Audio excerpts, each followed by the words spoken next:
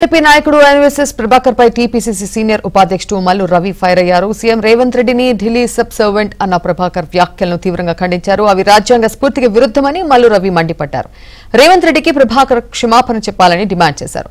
10 ఏళ్ల పాటు కేసీఆర్ కేంద్రం నుంచి రాష్ట్రానికి రావాల్సిన నిధులు తేవకపోవడంతో సమస్యలు పేరుకుపోయాయని అన్నారు. కేంద్ర నాయకుల్ని కలిసి వారి నుంచి రాష్ట్రానికి రావాల్సిన నిధులు హక్కుల కోసం రేవంత్ ప్రయత్నిస్తున్నారని అన్నారు. రాజకీయ లబ్ధి కోసం ప్రభాకర్ ఇష్టానుసారంగా మాట్లాడడం సరికాదని మల్లు ఆగ్రహం వ్యక్తం చేశారు. బీజేపీ ఎక్స్ఎమ్మెల్యే ఎన్వీఎస్ఎస్ ప్రభాకర్ గారు మాట్లాడుతూ సీఎం రేవంత్ రెడ్డి గారు ఢిల్లీకి సబ్సర్వెంట్ గా పనిచేస్తున్నారని చెప్పారు. దీన్ని మేము తీవ్రంగా ఖండిస్తున్నాను.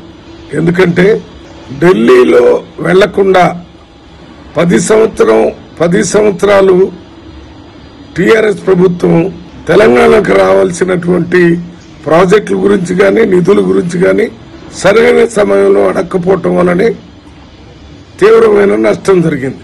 అందువల్ల కొత్తగా ముఖ్యమంత్రికి వచ్చి 1 నెల రోజుల్లో 6 రోజులు ఢిల్లీ వెళ్ళినా వారు ముఖ్యమంత్రి గారు ప్రధానమంత్రిని కలిశారు.